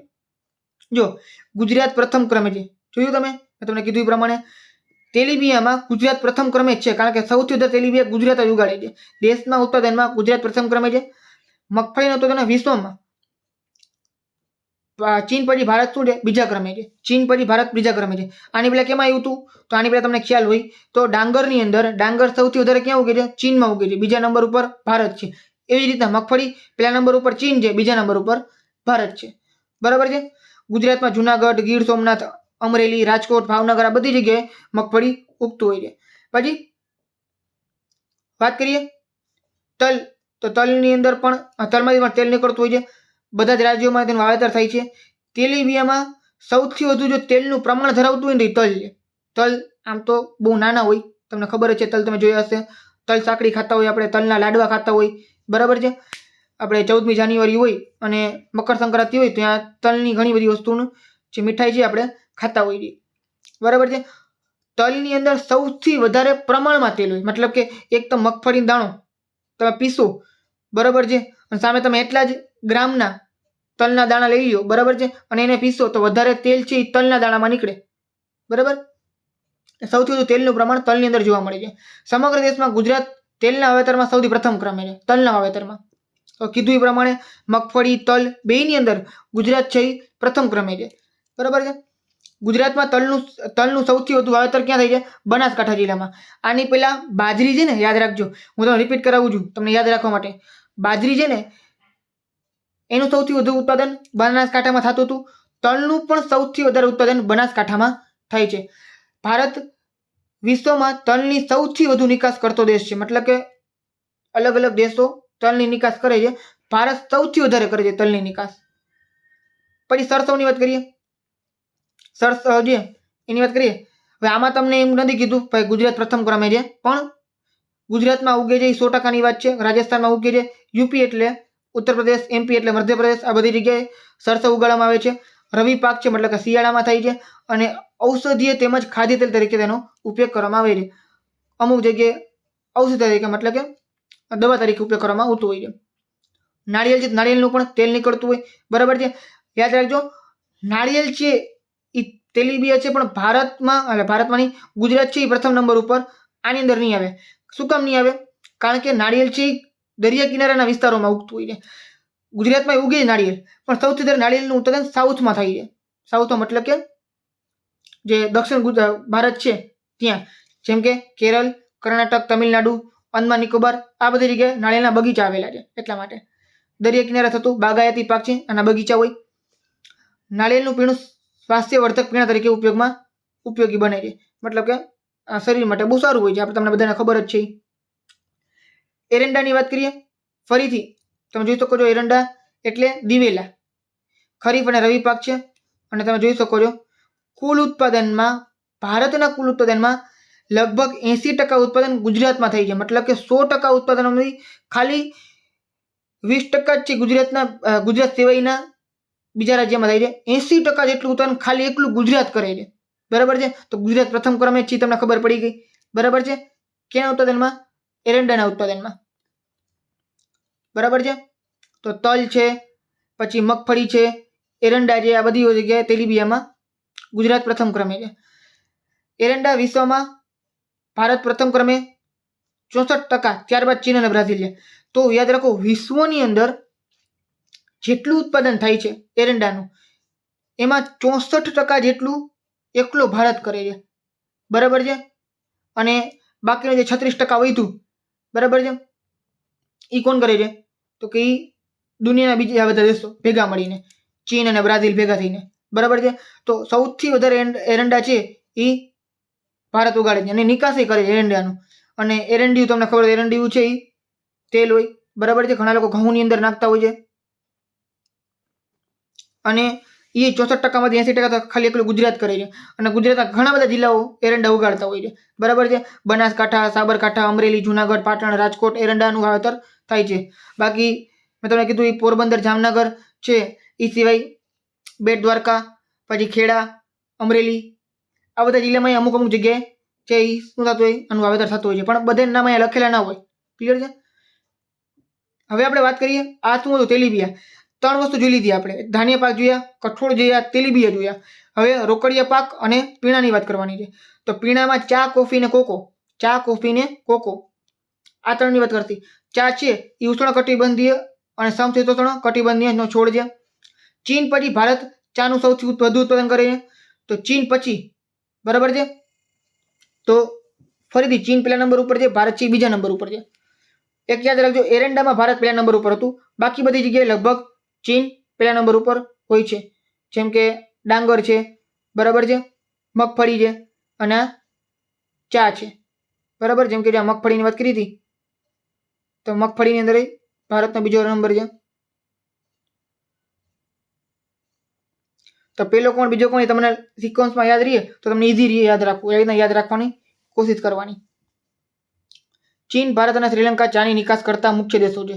તો જ્યાં વધારે ઉત્પાદન થતું એ લોકો નિકાસી કરતા હોય, બરાબર છે. ચાના પાક માટે સહેલાઈથી પાણી વહી જાય તેવી ઢોળાવવાળી જમીન હોવી જોઈએ, મતલબ કે પાણી રહેવું ન જોઈએ, વહી જવું જોઈએ, બરાબર છે. એ પાણી થોડું ઘણું શોષી લે એટલું ઠીક છે, બાકીનું પાણી છે એ જમા થઈ જાય ક્યાં, તો કે માટીમાં, તો પાક બગડી જાય, ચાનો પાક બગડી જાય. એટલે ઢોળાવવાળી જમીન હોય ને, જ્યાં પહાડ હોય અને અહીંયા પહાડને કાપીને બનાવેલું હોય જમીન, બરાબર છે, ચા માટે, તો એવી જગ્યાએ ચા ઉગતી હોય છે. જેમ કે અસમ છે, પશ્ચિમ બંગાળ છે, જ્યાં દેશની 75% ચાનું ઉત્પાદન થાય છે, બરાબર. તો આખા દેશમાં જેટલું ચાનું ઉત્પાદન થાય છે એમાંથી લગભગ 75% જેટલું ઉત્પાદન ખાલી અસમ અને પશ્ચિમ બંગાળમાં તમને થતું જોવા મળે છે, બરાબર. અહીંયા ઢોળાવવાળી જમીન આમ, બરાબર. ચાના ખેતર તમને ટેક્સ્ટ બુકમાં એનો ફોટો આપેલો છે, આમાંય તમને આપેલો છે આગળ, બરાબર છે, ત્યાં તમે જોઈ લેજો. એટલે અહીંયા ચાનું ઉત્પાદન થાય છે. કોફીની વાત કરીએ તો કોફી છે એને ડાયરેક્ટ સૂર્યનો તડકો અડવો ના જોઈએ, તો એ પાક બગડી જાય. એટલે શું થાય, એક મોટું વૃક્ષ વાવેલું હોય, મોટા વૃક્ષની નીચે છાયાની અંદર કોફી ઉગાડવામાં આવતી હોય છે. કોફી ક્યાં ઉગે છે, તો કે સાઉથમાં, બરાબર. સાઉથમાં એટલે ક્યાં, કર્ણાટક, કેરળ, તમિલનાડુ, આ બધી જગ્યાએ કોફી ઉગાડવામાં આવતી હોય છે. કર્ણાટકનો કુર્ગ પ્રદેશ કોફી માટે ખૂબ જ જાણીતો છે. કુર્ગ પ્રદેશ કોફી માટે જાણીતો છે. કેનો, કર્ણાટકનો. તો ક યાદ રાખજો, કર્ણાટક, કુર્ગ, કોફી, બરાબર. કોફીના જે ફળ હોય એને ભેગા કરી એમાંથી બી કાઢવામાં આવે, એને દળીની દળી, બરાબર, દળી એટલે પીસીને, બરાબર, પીસીને તેના પીણા તરીકે એનો ઉપયોગ કરવામાં આવતો હોય છે. પછી કોકોની વાત કરીએ તો કોકો ક્યાં ઉપયોગ થાય, ચોકલેટમાં ઉપયોગ થાય. ચોકલેટ બનાવવા માટે કોકો પાવડરનો ઉપયોગ કરવામાં આવતો હોય છે. CO cocoa. કોકોના વૃક્ષના ફળના બીજમાંથી કોકો તૈયાર કરવામાં આવે છે. આફ્રિકન દેશો તેનો મુખ્ય ઉત્પાદક દેશ છે, મતલબ આફ્રિકામાં સૌથી વધારે કોકો ઉગે છે, બરાબર છે. એટલે તમે જુઓ ને કે આફ્રિકાની અંદર ચોકલેટ છે ખૂબ જ સસ્તી છે. શું કામ, કારણ કે છે ને અહીંયા તમે કમ્પેરેટિવલી વધારે કોકો ઉગતું હોય ને તો ફટાફટ કાચો માલ મળી જાય, ને જે કોઈ ચોકલેટ બનાવવાવાળી કંપની હોય ને એને સસ્તા ભાવે કોકો મળે, સસ્તા ભાવે મળે એટલે ચોકલેટ એની સસ્તી આવતી હોય છે.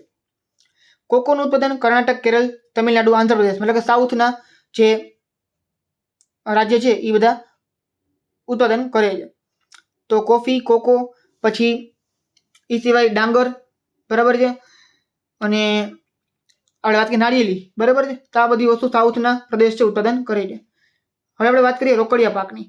રોકડિયા પાક એટલે કેવા પાક કે જેને વેચીને તરત જ રોકડા રૂપિયા મળી જાય ને રોકડિયા પાક કહેવાય. એમાં સૌથી પહેલું છે કપાસ. કપાસ છે એ ખરીફ પાક છે, બરાબર છે. વિશ્વમાં ભારત કપાસના ઉત્પાદનમાં બીજા ક્રમે છે. પહેલું કોણ હોય, તો કે ભાઈ ચીન જ છે, બરાબર છે. બીજા ક્રમે ભારત છે, યાદ રાખજો. કોણ, તો કે કપાસના ઉત્પાદન. રૂ ભારતમાં સફેદ સોના તરીકે ઓળખાય છે. સફેદ સોનું યાદ રાખજો, આ શબ્દ ખૂબ જ મહત્વનો છે. સફેદ સોનું કોને કહેવાય, તો રૂ સફેદ હોય એટલે સફેદ સોનું કહેવાય છે, બરાબર છે. કપાસિયાનું તેલ કાઢી તેના કપાસિયા ખોળ દૂધાળા પશુઓના દાણા તરીકે વપરાય છે, બરાબર. તમે કપાસિયાની વાત કરી હતી, ખોળની વાત કરી હતી. તો કપાસિયા હોય એમાંથી કપાસ કાઢી લેવામાં આવે, અંદર જે બી હોય એને કપાસિયા કહેવાય. કપાસિયાને પીલી અને કપાસિયા તેલ બને. જે વચ્ચે વધેલો જે માલ છે એને ખોળ તરીકે જે દૂધાળા પશુ છે એના માટે ઉપયોગમાં આવતું હોય છે. એટલે કપાસનો પાક ખૂબ જ મહત્વનો પાક છે. ગુજરાતની અંદર ઘણી બધી જગ્યાએ કપાસ ઉગે છે. જો ગુજરાત પ્રથમ ક્રમે છે કેના, કપાસના ઉત્પાદનમાં, બરાબર છે. તો કપાસ છે એ તેલીબિયા છે. મેં તમને કીધું હતું કે તેલીબિયામાં ગુજરાત પ્રથમ ક્રમે છે. બરાબર છે. તો કપાસ છે એ તેલીબિયા જ છે. આમ તો રોકડિયા પાકની અંદર આવે છે, પણ એ તેલીબિયામાં આવે છે કપાસ છે એ. બરાબર છે. પણ જો તમને કીધું એ પ્રમાણે કે ગુજરાત છે આની અંદર પ્રથમ ક્રમે છે. ગુજરાતમાં બીટી કપાસ અગ્રસ્થાને, બીટી નામનો કપાસ છે એ અગ્રસ્થાને તમને જોવા મળે છે. કપાસનો સમયગાળો 6 થી 8 માસનો હોય છે અને એક જ વર્ષની અંદર તમે 2 વાર આરામથી કપાસ લઈ શકો છો. ક્લિયર છે? બરાબર. પછી શેરડીની વાત કરીએ તો વિશ્વમાં શેરડી છે સૌથી વધુ વાવેતર ભારતમાં થાય છે. બરાબર. વિશ્વમાં વાવેતરની દ્રષ્ટિએ શેરડીનું વાવેતર ભારતની અંદર જ થાય છે. ઉત્પાદનમાં બ્રાઝિલ પછી ભારત બીજા ક્રમનો દેશ છે. હવે જો વાવેતર અને ઉત્પાદન બે અલગ અલગ વસ્તુ છે. વાવેતરનો મતલબ કે કેટલી જમીન ઉપર વાવેતર કર્યું છે. સૌથી વધારે જમીન ભારતમાં વાવેતર થાય છે, વધારે જમીન ઉપર શેરડી ઉગે છે. પણ ઉત્પાદન છે ને સૌથી વધારે ઉત્પાદન ઓછી જમીનમાં સૌથી વધારે ઉત્પાદન કોણ કરે છે? બ્રાઝિલ કરે છે. બરાબર છે. બ્રાઝિલ પછી ભારત બીજા ક્રમે છે શેરડીના ઉત્પાદનમાં. આપણે ઉત્પાદન જ યાદ રાખવાનું, બીજું કંઈ યાદ નથી રાખવાનું. હવે તમે કેટલી જમીનમાં ઉગાડો છો એનું કંઈ મહત્વ નથી. મહત્વનું એટલું કેટલું ઉગે છે. સમજી તમને? હું તમને કહું કે તમે તમારા ઘરની અંદર ગુલાબના ફૂલ વાવો છો, છોડ વાવો છો. બરાબર છે. તમે ખાલી છોડ વાવી દીધા તમે, ગુલાબ જ ના થાય એની અંદર તો શું કામના છોડી? બરાબર. ખાલી છોડ ઉગી લીધા, ઉગ્યા કેવાય, ખાલી કાંટા જ નીકળતા હોય, ખાલી ગુલાબના ફૂલ જ ના ઉગે તો કંઈ કામનું નહીં. પણ ધારો કે તમે એક નાનો છોડ જ વાવ્યો છે પણ એમાં ઘણા બધા ગુલાબ થઈ જાય તો એ ગુલાબનો છોડ કામનો કહેવાય, કારણ કે તમને જોઈ છે તમને મળે છે. બરાબર છે. એટલે જ તમે ઘણી બધી જમીનો વાવેતર કરો છો એ મહત્વ નથી. ભારત છે સૌથી વધારે જમીન ઉપર શેરડી ઉગાડે છે, પણ વાવેતર એટલું થતું નથી જેટલું બ્રાઝિલનું થાય છે. એટલે બ્રાઝિલ છે પહેલા નંબર ઉપર છે, ભારત છે ઉત્પાદનમાં બીજા નંબર ઉપર છે. શેરડીમાંથી શું બને છે? ખાંડ, ગોળ, ખાંડતળી. ખાંડતળી ઘણા બધા લોકોને ના ખબર હોય તો આવી સ્ટીક જેવું હોય, નાનું મોટું આવું બધું હોઈ શકે છે. બરાબર છે. તમે ચોક અને પેન જોઈએ તો એના જેવું તમને થોડુંક લાગે, ગોળ હોય. બરાબર છે. ખાંડતળી વર્તુળ આકારની હોય, નાની આવી સ્ટીક જેવી હોય, ખાવાની મજા આવે. અત્યારે તો ક્યાંય મળતી નથી એટલી બધી જગ્યાએ. બરાબર. બાકી જ્યાં તમે જો એવી જગ્યાએ હો કે જ્યાં ખાંડનું ઉત્પાદન થતું હોય અને ખાંડતળી મળે તો ચાખજો, મજા આવશે. બરાબર. ભારતમાં શેરડીના વાવેતરમાં ઉત્તર પ્રદેશ મોખરે છે. બરાબર છે.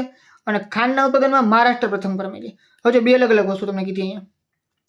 શેરડીમાંથી ખાંડ બને છે. શેરડી સૌથી વધારે ક્યાં થાય છે? યુપીમાં, ઉત્તર પ્રદેશમાં. બરાબર છે. પણ ખાંડ વધારે બને છે ક્યાં? તો કે મહારાષ્ટ્રમાં. બરાબર છે. ગુજરાતમાં દક્ષિણ ગુજરાત અને સૌરાષ્ટ્રમાં શેરડી વધુ થાય છે. સૌરાષ્ટ્રની અંદર તમને કીધું રાજકોટ, જામનગર, જુનાગઢ, પોરબંદર. જુનાગઢ તો નહીં પણ પોરબંદરની બધા સૌરાષ્ટ્રનો જ એક ભાગ છે. બરાબર છે. અને દક્ષિણ ગુજરાતમાં શું થતું હોય છે?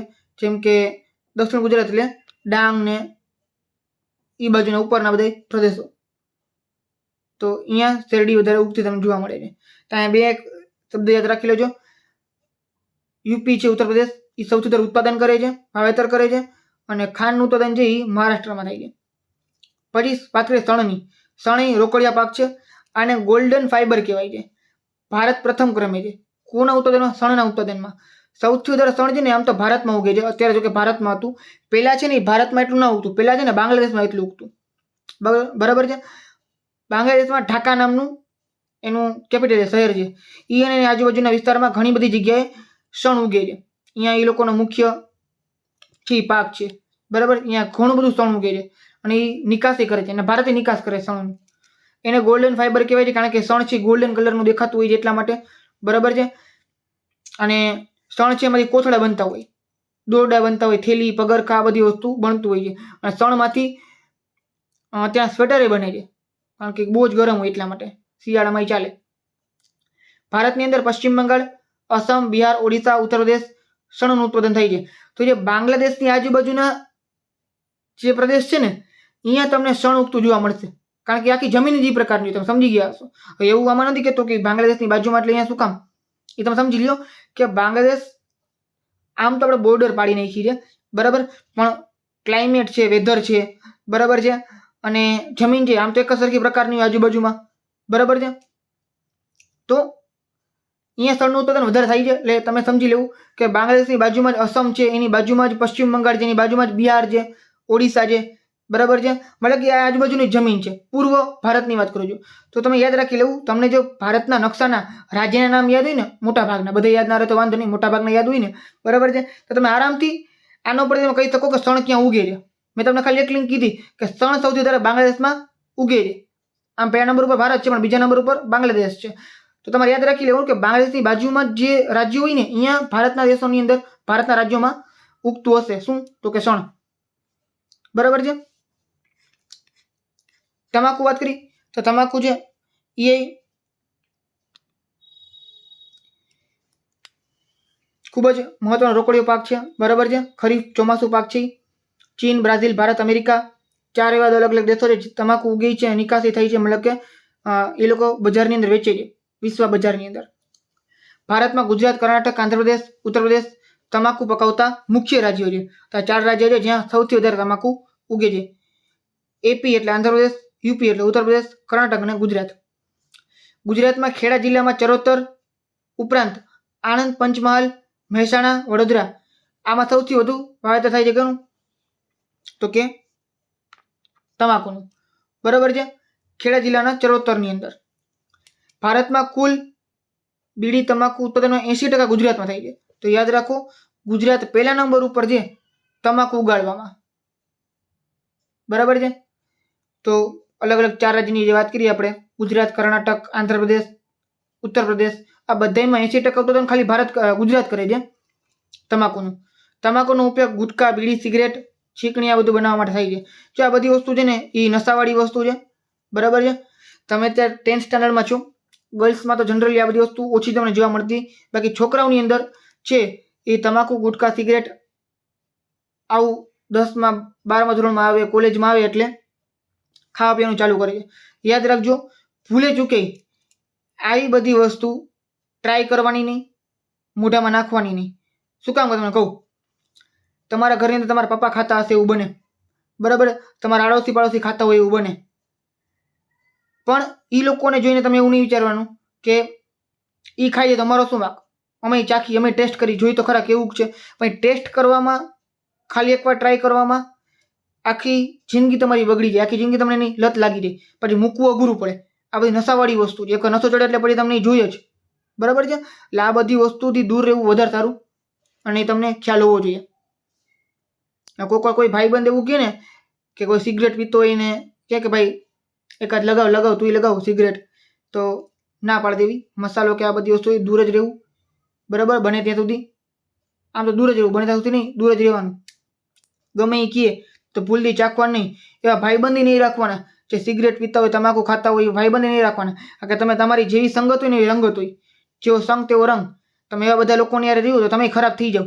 એના કરતાં એકલું રહેવું સારું, બરાબર. ભાઈબંધ એવા બનાવવાના, એવા સારા બનાવવાના કે જે સાચે સારા હોય, માણસોની દ્રષ્ટિએ સારા હોય. અને કોઈ વ્યક્તિ ધારો કે તમને લાગે કે આ ખરાબ છે તો આ કેરેક્ટર સારું નથી, તો ધીમે ધીમે થોડુંક દૂર થઈ જવાનું એનાથી, બરાબર. તમાકુ ગુટકા પર પ્રતિબંધ મૂકનાર ભારતનું સિક્કિમ પ્રથમ રાજ્ય છે. તો આ બહુ સારું કહેવાય કે તમાકુ અને ગુટકા છે આના ઉપર સિક્કિમ છે એ પ્રથમ રાજ્ય છે, એના પર બેન લગાડ્યું છે. હવે આમ તો જોવા જઈએ ને, તમને ઘણા બધા લોકો એમ પૂછે વાળ્યા કે ભાઈ સરકાર શું કામ પરમિશન આપે છે, તમાકુ જેટલું ખરાબ છે, બરાબર, એના પર અલગ અલગ કેન્સર ની એડ એનાથી કેન્સર થાય છે, આ તે બધી વસ્તુ તો કામ સરકાર વેચે છે, સરકારે બેન કરી નાખવું છે ને, બરાબર. ગુજરાતમાં જેમ દારૂનો બેન્ડ જેવી રીતના. તો એક તમે સમજો કે સરકારને આ બધું વસ્તુ વેચે ને તો ફાયદો થાય, કારણ કે સરકારને ટેક્સ મળે. સરકારના પર ઘણો બધો ટેક્સ લગાડી દઈએ, બરાબર. 2 રૂપિયાની વસ્તુ 15 થી 20 રૂપિયામાં વેચાય, બાકીના 10-15 રૂપિયા જઈ સરકાર લઈ જાય અને 2-5 રૂપિયા દુકાનવાળો કમાય, બરાબર છે. તો આટલી મોંઘી વસ્તુઓ છે સરકારને વેચવાથી એને ટેક્સ મળતો હોય છે, એટલા માટે સરકાર પરમિશન આપતી જે વસ્તુ વેચવાની. બાકી સિક્કિમ જેવા જો બધા રાજ્ય થઈ જાય તો બહુ સારું કહેવાય કે જ્યાં બધી વસ્તુ પ્રતિબંધ છે. રબરની વાત કરીએ, એ પડ્યું ગયું છે, રોકડીયો પાક છે, બરાબર છે. લેટેક્સ કુળના રબર વૃક્ષમાંથી ઝરતા દૂધ એટલે ક્ષીર કહેવાય ને, જેને ઝરતું દૂધ હોય, દૂધ નીતરતું હોય, બરાબર, એમાંથી રબર તૈયાર થતું હોય છે. રબરના બગીચામાંથી એકત્ર કરેલા દૂધમાં એસિટિક એસિડ, બરાબર છે, એસિટિક એસિડ મેળવીને ધીમા તાપે ગરમ કરીને રબર બને છે. તો જે દૂધ હોય ને રબરનું ટીપું થતું હોય, ટીપા ટીપા કરીને દૂધ મેળવવામાં આવતું હોય, દેખાવમાં દૂધ જેવું હોય, દૂધ ના હોય, ક્ષીર કહેવાય એને. એમાં એસિટિક એસિડ એટલે વિનેગર, ચલો ચાઇનીઝમાં નાખે ને વિનેગર, પાણી જેવું હોય, ખાટું એકદમ હોય, એ નાખીને ધીમા તાપે ગરમ કરો ને તો રબર બની જાય. વિશ્વમાં રબરના ઉત્પાદનમાં મલેશિયા પ્રથમ ક્રમે છે. જો અલગ પ્રકારનો દેશ આવ્યો, ચીનની જગ્યાએ મલેશિયા જે પ્રથમ ક્રમે છે રબરની અંદર, બરાબર. ભારતમાં કર્ણાટક, કેરળ, તમિલનાડુ, અસમ, ત્રિપુરા રબરનું ઉત્પાદન કરતા મુખ્ય રાજ્યો છે. ઔષધિ અને મસાલાના પાક, હવે આ રોકડિયા પાક જ છે, બરાબર છે. જીરું, વરિયાળી, ઈસબગુલ ગુજરાતમાં પ્રથમ ક્રમે છે. વરિયાળી, ઈસબગુલ, જીરું આ બધી વસ્તુ ગુજરાતમાં સૌથી વધારે થાય છે, બરાબર છે. પછી ધાણા, પછી મેથી, રાઈ, અજમા ઉત્પાદન અને નિકાસમાં ભારત મોખરે છે, બરાબર.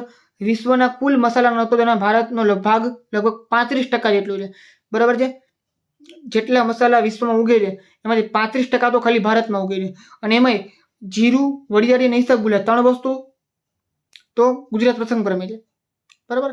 અને યાદ રાખવું, તમને ખબર પડી છે કે જીરું અને વરિયાળી દેખાવમાં હરખું જ લાગે જનરલી, આમ જોવા જાય ને તો તમે ખાલી વરિયાળી છે થોડી લીલા કલરની હોય, જીરું છે એ બ્રાઉન કલરનું કે બ્લેક કલર જેવું તમને લાગે, બાકી સાઈઝમાં તમને હરખું લાગતું હોય થોડું ઘણું, બરાબર ને, એકદમ સરખું ના હોય.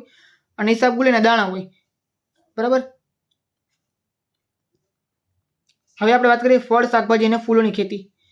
તો ફરીથી ચીન પછી ભારત બીજા ક્રમે છે, પહેલા નંબર ઉપર ચીન છે, બરાબર છે.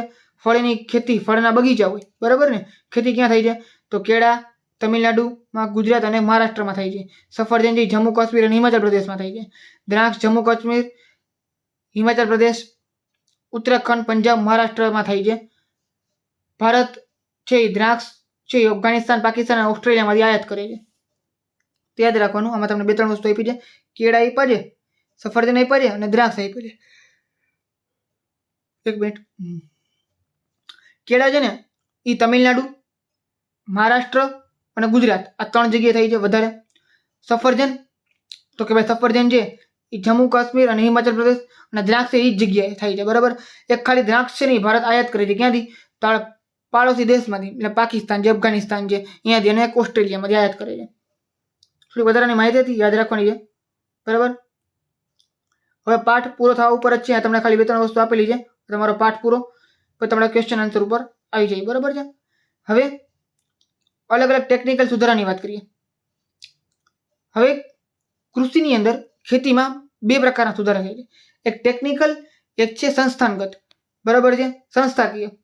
ટેકનિકલનો મતલબ શું થાય કે ટેકનોલોજીને લીધે જે ફેરફાર થયો ને ટેકનિકલ કહેવાય, બરાબર. જેમ કે તમે જોઈ શકો છો અલગ અલગ ટપક સિંચાઈ પદ્ધતિ, ફુવારા પિયત પદ્ધતિ, આ બધી પદ્ધતિ એવી કોની? સિંચાઈની. તો સિંચાઈની 2 પદ્ધતિ. ટપક સિંચાઈ પદ્ધતિનો મતલબ શું કે છોડ હોય ને એની બાજુમાં પાઇપલાઇન ગોઠવેલી હોય અને પાઇપલાઇનમાં ટીપે ટીપે પાણી જઈ છોડને મળતું રહે. જ્યાં ઓછી પાણીની સગવડ હોય, બરાબર છે, અહીંયા ટપક સિંચાઈ પદ્ધતિ હાલતી હોય. પછી ફુવારા પિયત પદ્ધતિ, ફુવારા દ્વારા સ્પ્રિંકલર હોય, મતલબ કે ફુવારા હોય ચારે બાજુ, આમ તમે ક્યાંક જોયું હોય તો મૂવીઝમાં અથવા તો કોઈ પણ જગ્યાએ યુટ્યુબમાં સર્ચ કરી લેજો, બરાબર. પાઇપલાઇન ગોઠવેલી હોય અને ફુવારા ગોઠવેલા હોય, ફુવારા દ્વારા પાણી આપવામાં આવતું હોય. પછી રાસાયણિક ખાતરોનો ઉપયોગ કરવામાં આવે છે.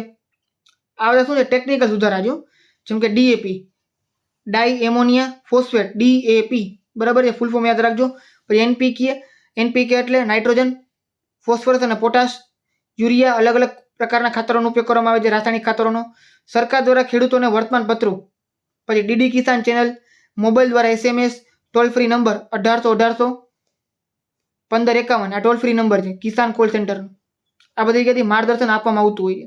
યાદ રાખજો કે જે જગ્યાએ 1800 નંબર હોય ને ટોલ ફ્રી જ હોય, લગભગ એ ટોલ ફ્રી હોય છે 1800 નંબર વાળો કોઈ પણ નંબર.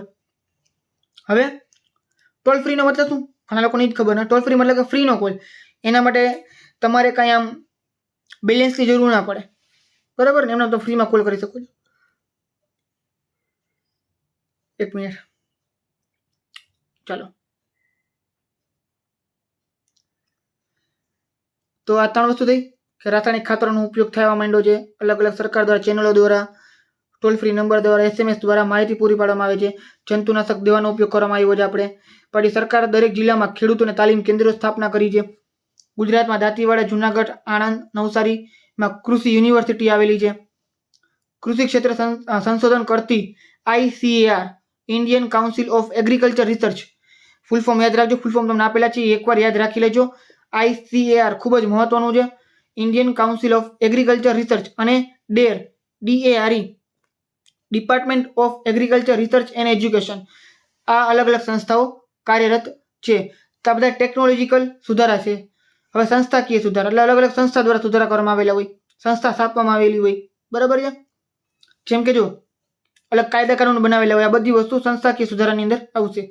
સરકારે ખેતીની જમીન એવા કાયદા આપેલા છે, બરાબર, કે કોઈ પણ ખેતી છે ને સાચો હક કોનો કહેવાય, તો એ ખેડૂતની જમીનનો કહેવાય, બરાબર. અત્યારે ખબર ને શું કામ મને આટલા બધા બગસ આવે છે, બરાબર. બાકી પાઠ તો મજા આવે એવો જ છે, પણ બની શકે કે જેમાં પછી વિડીયો બનાવવો જોઈએ તો બગાસા આવતા હોય. ચાલો આપણે વાત કરીએ આગળ કે સરકારે ખેડૂતની જમીન, બરાબર છે, એની વાત કરી લીધી. પહેલાં એવું થતું કે જમીનની માલિકી કોઈકની હોય, બરાબર છે, એ લોકો ખેતી ન કરતા હોય, એ બીજાને ખેતી કરવા માટે આપી દેતા હોય. જો કે અત્યારે એવું થાય જ છે, પણ એ 50% ખેતી કરતા હોય, અડધી ખેતી છે એ પોતે કરતા હોય, બરાબર છે, તો આવું બનતું હોય છે. તો અત્યારે એક નિયમ છે કે ખેડૂતની જમીન, જે લોકો ખેતી કરતા હોય એની જમીન એને જ માલિકી હક હોય છે. પછી બિયારણ, ખાતરો, જંતુનાશક દવા ખરીદવા માટે સબસિડી એટલે કે ડિસ્કાઉન્ટ આપવામાં આવે સરકાર દ્વારા. કિસાન ક્રેડિટ કાર્ડ દ્વારા બેંકો ખેડૂતોને આર્થિક મદદ કરે છે. ક્રેડિટ કાર્ડનો મતલબ શું થાય તમને ખબર હશે કે તમારા ખાતામાં રૂપિયા ના હોય અને તમારે રૂપિયાની જરૂર હોય તો એ કાર્ડ દ્વારા તમે રૂપિયા લઈ શકો છો. તો કિસાન માટે આ લોકોએ આવી રીતના સુવિધા બહાર પાડેલી છે. પ્રધાનમંત્રી પાક વીમા યોજના, સરકાર ખેડૂતોને પાક વીમાની સહાય આપે છે. મતલબ કે વીમો આપવામાં આવે. માની લો તમારો પાક છે, તમે પાક ઉગાડ્યું અને અતિવૃષ્ટિ થઈ કે કાંઈ પણ પ્રોબ્લેમ થયો ને પાક બગડી ગયું, બરાબર છે, તો સરકાર શું કરે, એ પાકના તમને રૂપિયા પાછા આપે. તમારો પાક બગડ્યો તમને રૂપિયા નહીં મળે, પણ તમે જેટલો ખર્ચો કર્યો હશે એ તમને રૂપિયા પાછા મળી જશે વીમા દ્વારા. પછી માર્કેટ યાર્ડમાં વેચાણમાં ખુલ્લી હરાજીની પ્રક્રિયા વ્યાપક બની છે. ખુલ્લી હરાજીનો મતલબ શું, ખેડૂત છે એ પોતાનો પાક લઈ આવે, ઘણા બધા લોકો શું કરે, હરાજી કરે.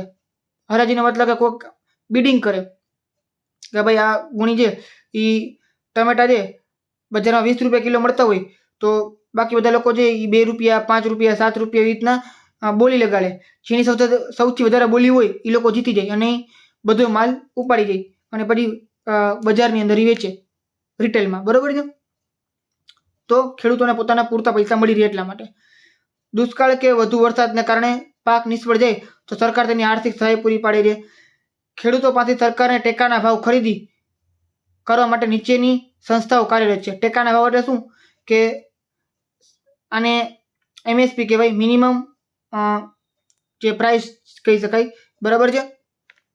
એમાં શું હોય કે ખેડૂત છે એને મિનિમમ આટલો ભાવ તો મળે જ પોતાના પાકનું, નકર જો એનાથી ઓછો મળે તો ખેડૂતને નુકસાન થાય, બરાબર છે. હમણાં કંઈક યુટ્યુબમાં કે કોઈ જગ્યાએ આવ્યું હતું કે કોઈ ભાઈએ ડુંગળી ઉગાડી હશે, બરાબર છે, અને કેટલી બધી ડુંગળી હતી, એને લગભગ કંઈક 10 કે 20 રૂપિયા કે 2 રૂપિયા કંઈક એટલું કાંઈ બિલ હતું. એ બિલ આવ્યું હતું સોશિયલ મીડિયામાં, બરાબર છે. એને કંઈ મળ્યું જ નહીં. આવા જવાનો કંઈક 200-300 રૂપિયા ખર્ચો હતો, 400 રૂપિયા ખર્ચો હતો, અને એ ભાઈને પોતાને કંઈક 420 કેટલા જ રૂપિયા મળ્યા. ખર્ચો બાદ કરતાં એને ખાલી 20 રૂપિયા મળ્યા કે 2 રૂપિયા મળ્યા, કાંઈક એવું હતું, કાંઈક મને પાકું યાદ નથી. તો વિચાર કરો આટલો બધો માલ એનો, બરાબર છે, હજારો કિલો માલ હતો ને મળ્યા કેટલા, ખાલી 2 રૂપિયા. તો આટલી મહેનત એની શું જાય, વ્યર્થ જાય ને. તો આવું ન થાય એટલા માટે સરકારે છે એ શું કરેલું છે, ટેકાના ભાવ રાખેલા છે. એમાં અલગ અલગ સંસ્થાઓ છે. આ સંસ્થા એકવાર યાદ રાખી લેજો, રાષ્ટ્રીય ડેરી વિકાસ નિગમ NDDB, national dairy development board, પછી NAFED, national agriculture cooperative marketing federation, બરાબર છે, ભારતીય રાષ્ટ્રીય કૃષિ સહકારી વિતરણ સંઘ, Gujarat cooperative oilseed growers federation મતલબ કે GROFED, ગ્રોફેડ, ગુજરાત તેલીબિયા ઉત્પાદક સંઘ, બરાબર છે. ફેડરેશન એટલે સંઘ કહેવાય. બરાબર છે, તે યાદ રાખજો. હવે આપણે વાત કરીએ હરિયાળી ક્રાંતિની. તો અલગ અલગ બે સુધારાની વાત કરી, ટેકનિકલ સુધારા અને સંસ્થાકીય સુધારા. સંસ્થાકીય સુધારામાં અલગ અલગ સંસ્થા આવશે, ટેકનિકલ સુધારામાં અલગ અલગ ટેકનોલોજી વિશે વાત આવશે. હરિયાળી ક્રાંતિ, તો હરિયાળી ક્રાંતિ છે 1960ના દશકામાં હરિયાળી ક્રાંતિ થઈ આપણને 1960માં. તે પહેલા ભારતમાં શું હતું કે ભારતમાં એટલું બધું ઉત્પાદન થતું નહોતું, પણ અત્યારના ધીમે ધીમે થવા માંડ્યું. શું કામ થવા માંડ્યું? કે સુધારેલા બિયારણો આવ્યા, સારા બિયારણ જેમાં સારો પાક થાય. જો બી સારું હોય તો જે પાક ઉગે એ બહુ સારું ઉગે, બીજ ખરાબ હોય તો પાક સારું ઉગે નહીં. એટલે સારા બિયારણ, રાસાયણિક ખાતરનો ઉપયોગ વધ્યો, ખેડૂતો પોતાની મહેનત કરે છે એ પ્રમાણે સિંચાઈની સુવિધાઓ વધી. બરાબર છે. નકર શું થતું કે સારું બિયારણ હોય, ખાતર હોય, પણ પાણી જ ન હોય તો પછી પાક ઉગે કેવી રીતના? એટલે સિંચાઈની સુવિધાઓ વધી. આને કારણે ભારતની અંદર હરિયાળી ક્રાંતિ થઈ છે. હરિયાળી ક્રાંતિનો મુખ્ય ઉદ્દેશ કૃષિ ઉપજ વધારવાનો છે. મતલબ કે જમીન તેટલી જ રહેવાની છે, ભારતની કંઈ જમીનનો વધારો નથી થવાનો, પણ જેટલી જમીન છે એમાં આપણે સારામાં સારો પાક લઈ શકીએ, પૂરેપૂરો આપણે ઉપયોગ કરી શકીએ જમીનનો. એટલે હરિયાળી ક્રાંતિ આપણે કહી શકીએ છીએ. દેશમાં જ્યાં પહેલા અન્નની અછત હતી ત્યાં આજે અનાજના ભંડારો છે. પહેલા શું હતું? આઝાદી પહેલા અને આઝાદી પછીના થોડાક વર્ષો સુધી કે અન્નની અછત હતી. આપણે બીજા દેશમાંથી છે અનાજ મંગાવવું પડતું ખાવા માટે, વેચવા માટે. આજે અહીંયા અત્યારે શું થઈ ગયું છે? હરિયાળી ક્રાંતિના લીધે અન્નના ભંડાર છે અને ઘણો બધો પાક આપણે અત્યારના ભારતની અંદર છે. ભારતીય અર્થકારણમાં કૃષિનું યોગદાન, કે ભાઈ અર્થકારણમાં કૃષિનું યોગદાન કેટલું છે? શરૂઆતમાં પ્રસ્તાવનામાં તમને એક બે લાઈન આપેલી હતી, અત્યારે તમને આપેલું છે આની અંદર કે ખેતી ભારતનો મુખ્ય વ્યવસાય છે. દેશની 50% લોકો રોજગારી પૂરી પાડે છે. દેશમાં 50% લોકો ભારતના લોકો જે કૃષિ સાથે સંકળાયેલા છે, ખેતી સાથે સંકળાયેલા છે. બરાબર છે. પછી ભારતના મુખ્ય કૃષિ પ્રદેશોમાં ઘઉં, ચોખા, તેલીબિયા, કપાસ, તણ, ચા, શેરડી, તમાકુ, બટાકા, તેનાથી નિકાસમાંથી વિદેશી ચીજવસ્તુઓ પ્રાપ્ત થાય છે. સૂતરાઉ કાપડ, ખાંડ, ગોળ, તેલને લગતી દરેક ખાદ્ય સામગ્રી ખેતીમાંથી જ મળે છે. જીડીપીના 17% આપણે ખેતી થાય છે. આપણા ભારતની અંદર જેટલી જીડીપી છે, જીડીપીનો મતલબ ગ્રોસ ડોમેસ્ટિક પ્રોડક્ટ. બરાબર છે? શું થશે? Gross domestic product. મતલબ આખા વર્ષમાં જેટલું ઉત્પાદન થાય છે એમાંથી 18% કેટલું છે? કૃષિનું છે. તમને પ્રસ્તાવના શરૂઆતમાં 18% આપેલું હતું, અહીંયા 17% તમને આપેલું છે. તો એ ચાલશે, એમાં એવું કંઈ વાંધો નથી. તમને આ ચોપડીના આંકડા છે. બરાબર છે. અનાજ સંરક્ષણ, તો 1951માં ભારતમાં વસ્તી કેટલી હતી? 36.10 કરોડની 10 કરોડની હતી. બરાબર છે. 36.10 કરોડ એટલે કે 36 કરોડ અને 10 લાખની. આજે દેશની વસ્તી 125 કરોડથી વધુ છે. આમ તો જોવા જઈએ ને તો અત્યારના 145 કરોડથી વધુ છે ભારતની વસ્તી. 1950-51માં ભારતમાં 51 કરોડ ટન અનાજનું ઉત્પાદન થયું હતું. જે 2013-14, મતલબ કે આજથી 10 વર્ષ પહેલાની વાત છે. આ આંકડા 10 વર્ષ પહેલાના છે. અત્યારે તો 2024 ચાલે છે. બરાબર ને? તો 265.04 કરોડ ટન ઉત્પાદન 2014માં થયું હતું, 13-14ના આંકડા મુજબ. તો તમે જોઈ શકો છો 5 ગણું ઉત્પાદન વધી ગયું. ક્યાં 51 કરોડ ને ક્યાં 265 કરોડ ટન. બરાબર છે. સરકારે ખાદ્ય સુરક્ષા કાયદા દ્વારા ગરીબો સુધી અનાજ વિતરણ કરવાની જોગવાઈઓ કરી છે. પછી છે 3-4 પોઈન્ટ આપેલા છે કે ભારતની ખેતી પર વૈશ્વિકરણની અસરો. તો એ તમે જોઈ શકો છો કે વૈશ્વિકરણની પ્રક્રિયા દ્વારા ખેતીના પાકો આયાત અને નિકાસ સરળ બને છે. બરાબર છે. વૈશ્વિકરણ વિશે તમે સમજી ગયા છો આની પહેલાના પાઠની અંદર. ઉદારીકરણ, ખાનગીકરણ અને વૈશ્વિકરણ, આનો પાઠ તમને આવી ગયો છે. બરાબર છે. તો આપણે અત્યારે શું કરીએ છીએ?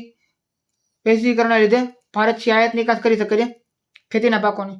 કપાસ, મરચા, તલ ચીનના બજારમાં અને વિશ્વના વિવિધ ચીજવસ્તુઓ ભારતના બજારમાં મળી રહે છે. જેનેટિકલી મોડિફાઈડ બીટી બિયારણ વપરાશ વધુ થાય છે. જેનેટિકલી મોડિફાઈડ એટલે શું? કે જ્યાં મોડિફાઈડ કરીને સારું ઉત્પાદન થાય એવા બીજ બનાવ્યા હોય, બીટી બિયારણ હોય, આ બધું વપરાશ આપણે વધારે જોવા મળે છે. બરાબર છે.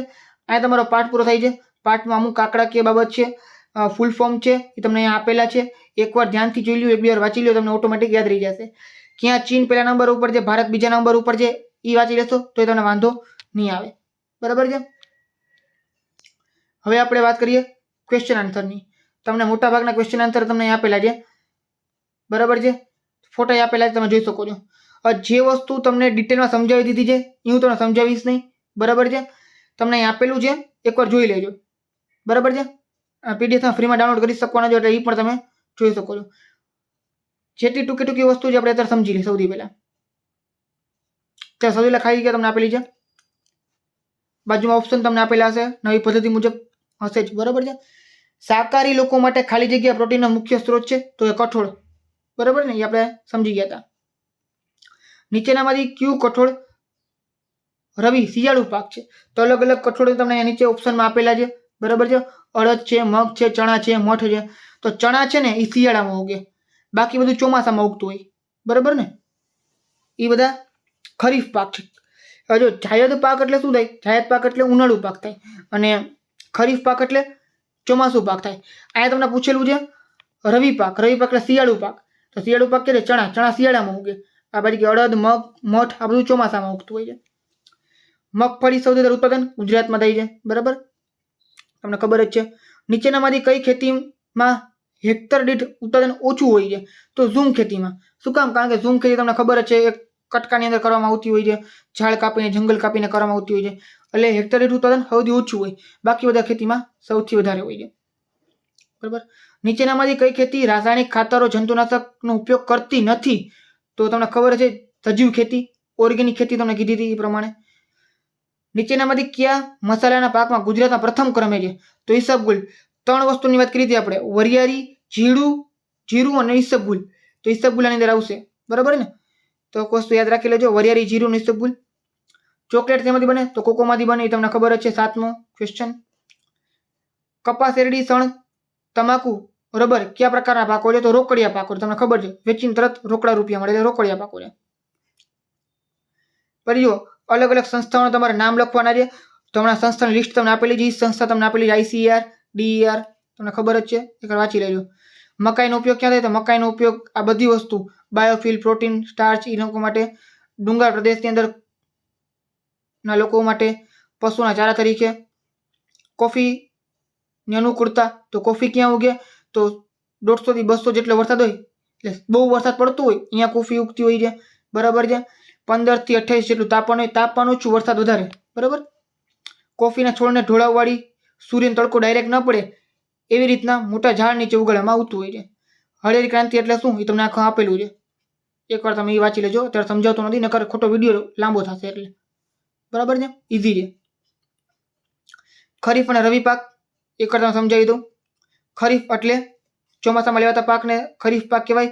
રવિ પાક એટલે શિયાળામાં લેવાતા પાકને રવિ પાક કહેવાય. ચોમાસાનો સમય અને શિયાળાનો સમય તમને ખબર હોવી જોઈએ. ચોમાસાનો સમય શું હોય? તો કે ભાઈ જૂન જુલાઈથી લઈને ઓક્ટોબર નવેમ્બર સુધી, બરાબર છે, ચોમાસાનો સમય હોય. ઉનાળો મેમાં પૂરો થઈ જાય, મેની અંદર 5મા મહિનામાં. 6ઠો મહિનો શું છે? 6ઠો 7મો મહિનો થી લઈને 10મા મહિના સુધી ચોમાસું હોય, 10મા 11મા મહિના સુધી. પછી નવેમ્બરના એન્ડથી તમારું ઓક્ટોબર નવેમ્બરથી લઈને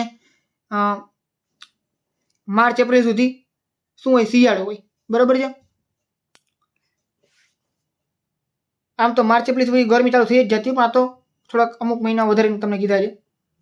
ખરીફ પાક વરસાદી પાણી મળી રહેતું હોવાથી સિંચાઈની જરૂર પડતી નથી. ખરીફ પાકમાં સિંચાઈની જરૂર પડતી નથી, કારણ કે વરસાદનું પાણી મળી રહેતું હોય છે. રવિ પાકમાં સૂકી ઋતુમાં લેવાતો હોવાથી સિંચાઈની જરૂર હોય છે. કયા કયા પાક થાય એ તમે જોઈ શકો છો. ડાંગર, જુવાર, બાજરી, મકાઈ, કપાસ, તલ, મગફળી, મગમઠ તે ખરીફ પાક છે. ઘઉં, ચણા, સરસવ, રાયડો, અળસી આ બધા રવિ પાક છે, બરાબર છે. હવે આ બધા મોટા પ્રશ્નો છે. અમુક પ્રશ્ન તમને સ્વાધ્યાયમાં આપેલા હશે, અમુક પ્રશ્ન સ્વાધ્યાયમાં નહીં હોય, તમે સમજી લેવાનું કે બધા પ્રશ્ન ક્યાં હશે. બોર્ડમાં પૂછાયેલા ક્વેશ્ચન છે, ક્લિયર છે. કૃષિનું યોગદાન કેટલું છે? કૃષિનું યોગદાન આ તમને બધા ફેક્ટ છે એ તમને સમજાવી દીધા છે, બરાબર, વિડીયોમાં, એટલે કાંઈ સમજાવવાની જરૂર નથી. કઈ વસ્તુ નિકાસ કરે છે, ક્યાં માલ પૂરો પાડે છે, આ બધી વસ્તુ મહત્વની છે. કૃષિના તો ભારત વિશ્વમાં 2જા નંબર ઉપર છે. પહેલા નંબર ઉપર શું છે? તો કે ચીન છે, બરાબર. તો ઇઝી ક્વેશ્ચન છે, એકવાર યાદ રાખી લેજો. ચા અને કોફી પાકની અનુકૂળતા અને ઉત્પાદક પ્રદેશો. તો ચા કોફી તમને સમજાવી દીધું આખું. એની જો જમીન, તાપમાન, વરસાદ, ઉત્પાદક રાજ્યો આવી રીતના લખશો તો તમને યાદ રાખવું સહેલું પડશે. અને પ્રશ્ન રીતના લખ્યું હોય ને તો આમ તમે સમજો ને કે પેપર ચેક કરીને મજા આવે, પેપર ચેક કરવાની, બરાબર છે. યાદ રહે એટલી વસ્તુ યાદ રાખી લેજો. ચા કોફી યાદ રાખજો. સૌથી વધારે વરસાદ પડતું હોય અહીંયા જ ચા અને કોફી ઉગતી હોય છે. 200 સેમી વરસાદ હોય, 20-30 જેટલું તાપમાન હોય, બરાબર છે. જમીન છે તો ઢોળાવવાળી જમીન હોવી જોઈએ. ઉત્પાદક રાજ્ય કયા છે? તો અસમ, પશ્ચિમ બંગાળ, તમિલનાડુ, ઉત્તર પ્રદેશ આ બધા જગ્યાએ ચા ઉગતું હોય છે. ચીન પછી ભારત બીજા નંબર ઉપર દેશ છે ચાની અંદર, બરાબર છે. કોફીમાં બ્રાઝિલ પછી ચા છે એ બીજા નંબર ઉપર દેશ છે, યાદ રાખજો. ચા નહીં, કોફીની અંદર. અસમ અને પશ્ચિમ બંગાળમાં 75% ચાનું ઉત્પાદન થાય છે. તો આ ચા વિશે થઈ ગયું. કોફી વિશે સેમ વસ્તુ, 150 થી 200 વરસાદ. અહીંયા 158 ના આવ્યો, 15 આવે. આટલો ભૂલથી છપાઈ ગયો લાગે છે. બાકી તાપમાન 15 થી લઈને 28 સેમી જેટલું તાપમાન હોય, બરાબર છે. પર્વતીય જમીન હોય, મોટા વૃક્ષની નીચે કોફી ઉગાડવામાં આવે છે. કર્ણાટકનો કુર્ગ પ્રદેશ કોફી માટે જાણીતો છે, ઝાડ નીચે થાય છે. તો આ બધું તમને ખબર જ છે. મોટા પ્રશ્નની વાત કરીએ તો જીવન નિર્વાહ ખેતી, ખેતીના અલગ અલગ પ્રકારો, બધી વસ્તુ પહેલા સમજાવી દીધી છે. અત્યારે ખોટું રિપીટ નથી કરતો, ખોટો તમારો ટાઈમ વેસ્ટ થશે, બરાબર. આ પીડીએફ તમે ફ્રીમાં ડાઉનલોડ કરી શકવાના છો, ત્યાં તમે જોઈ લેજો. બાકી આ બધા પોઈન્ટ ઇઝી છે. એવા કહે છે આમાં થોડાક પોઈન્ટ તમને વધારીને આપી છે, કારણ કે આ ક્વેશ્ચન આન્સર સ્વરૂપમાં છે તમને થોડુંક વધારે આપેલું હશે. મેં તમને પોઈન્ટ થોડોક નાના આપેલા છે, તમે નાના પોઈન્ટ લખો તોય વાંધો નહીં, બરાબર. બાકી મોટો ક્વેશ્ચન વાંચશો તો ફાયદો એ રહીએ કે તમને કોઈક વાર માની એકાદ પોઈન્ટ ભૂલાઈ જાય તો થોડુંક લાંબુ વાંચ્યું હોય તો વાંધો ના આવે, યાદ રહે એટલા માટે. પછી સંસ્થાનગત સુધારા, તો એને પછી આપણે સમજી ગયા બધી વસ્તુ, બરાબર. આટલા સુધારા ઘણા બધા છે, એ મહત્વ મેં તમને લખી આપી દીધા છે. વિશ્વ બજાર અને ભારતની ખેતી ટૂંક નોંધ લખવાની છે, બરાબર. તો વિશ્વમાં કઈ કઈ વસ્તુ ક્યાં ભારતમાં થાય છે, ક્યાં ચીનમાં થાય છે, કઈ વસ્તુ ભારતમાં વધારે ઉગે છે અને કઈ વસ્તુ નિકાસ કરી છે આપણે, બધી વસ્તુ તમને આપેલી છે, એ તમે સમજાવી દીધી આગળ. એ જ છે. તેલીબિયા વિશે કીધું છે, તો તેલીબિયા અલગ અલગ પ્રકારના તેલીબિયા છે. મગફળી, ક્યાં મગફળી, ફોટો આપેલો છે મસ્ત મજાનો. ગુજરાત સૌથી મોખરા ઉપર છે. તલ છે, સૌથી વધારે એમાંથી તેલ નીકળતું હોય છે. ગુજરાત આમાં પ્રથમ ક્રમે છે. સરસવ, બરાબર છે. નાળિયેરી, એરંડો, ગુજરાત 80% વાવેતર આખા ભારતમાં ખાલી ગુજરાત કરે છે અને વિશ્વનું 64% ઉત્પાદન છે એ ભારત એકલો કરે છે, બરાબર છે.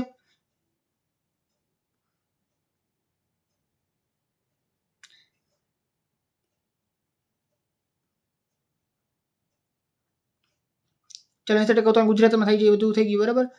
પછી ભારતમાં ઘઉંનો પાક, તો ઘઉંના પાક વિશે ઘણી બધી માહિતી તમને આપેલી છે. ઘઉંમાંથી શું બને, શું બ્રેડ, બિસ્કિટ આ બધી વસ્તુ બનતી, અનાજનું રાજ્ય કહેવામાં આવે છે.